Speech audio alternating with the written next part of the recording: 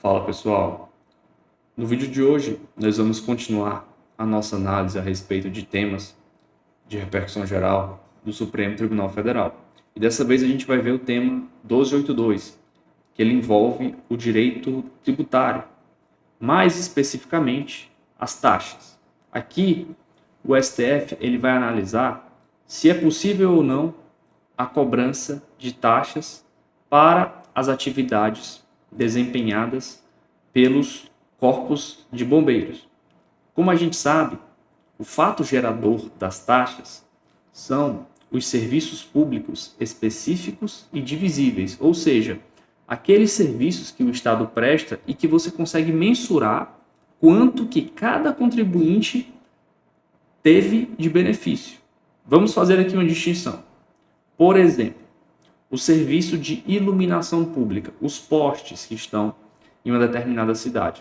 Você não consegue mensurar quanto que cada sujeito se beneficia de um determinado poste instalado em uma avenida. Então é exatamente por isso que o STF tem o entendimento de que essa atividade não pode ser remunerada mediante taxa. Por quê? Porque o fato gerador da taxa é um serviço específico e divisível.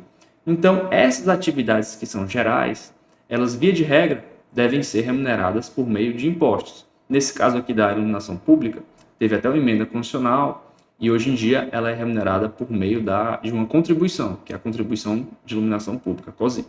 Mas enfim, eu estou falando aqui da COSIP, abrir esse parênteses, apenas para que a gente possa diferenciar quais são as atividades que podem e as atividades que não podem ser remuneradas mediante taxa. E como vocês estão vendo, são apenas aquelas atividades que você consegue mensurar, que você consegue avaliar o quanto que o contribuinte ele tem de benefício, ou seja, serviços específicos e divisíveis. E no tema 1282, qual foi o serviço que chegou para o STF analisar se ele pode ou não ser remunerado mediante taxa? Foi o serviço prestado pelos corpos de bombeiro.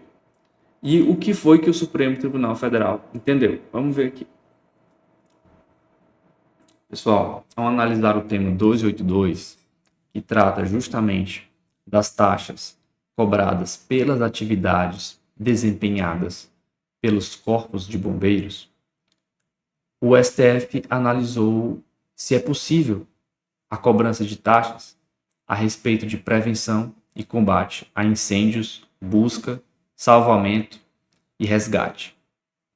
E a tese fixada foi a seguinte: o STF ele disse que são constitucionais as taxas estaduais pela utilização efetiva ou potencial dos serviços públicos de prevenção e combate a incêndios, busca, salvamento ou resgate prestados ao contribuinte ou postos à sua disposição pelos corpos de bombeiros militares. Então, como vocês podem ver aqui, ao analisar o tema 1282, o STF ele chega à conclusão de que essas atividades de busca, salvamento e resgate realizadas pelos corpos de bombeiros, elas são atividades específicas e divisíveis. Portanto, podem se encaixar no fato gerador das taxas. Mas o que acontece aqui? Tudo bem, vimos o tema 282, vimos qual foi a tese fixada, porém é importante que vocês saibam que nem sempre o STF entendeu dessa forma. Vamos ver aqui qual era o entendimento passado do Supremo Tribunal Federal.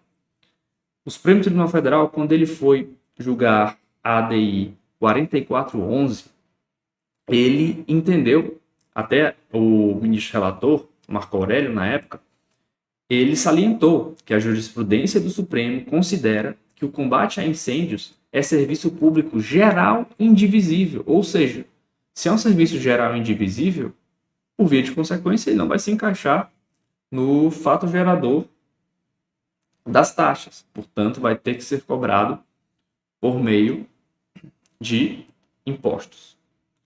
Então, pessoal, o que a gente vê aqui? O óbvio é que o STF tinha um entendimento anterior de que essa atividade dos corpos de bombeiros, elas não podiam ser remuneradas mediante taxa, porque ele considerava que era uma atividade geral e indivisível, e passou a entender agora mais recente, com a análise do tema 1282, que a mesma atividade ela é específica e divisível. Isso é o óbvio, é o que a gente enxerga de cara, é a mudança jurisprudencial, como ele entendia e como ele entende atualmente. Mas o questionamento que fica é: qual foi o fundamento utilizado pelo Supremo Tribunal Federal para fazer essa virada jurisprudencial, esse overruling, né, que se chama? Pessoal, o STF, ele, digamos assim, ele passou a analisar as atividades desempenhadas pelos corpos de bombeiros sob outro aspecto.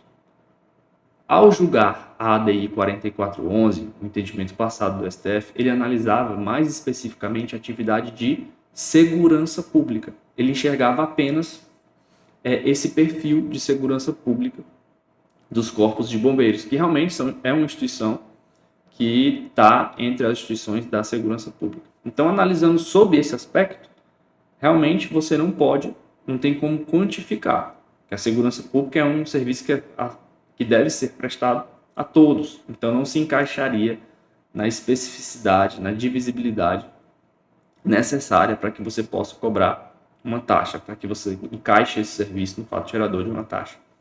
Porém, ao analisar agora o tema 1282, o STF ele passou a analisar a atividade dos corpos de bombeiros, ele passou a analisar as atividades específicas que essa instituição realiza. E que atividades são essas? Combate a incêndios, busca, salvamento e resgate. Então, se você analisar essas atividades específicas, você vê que é possível mensurar.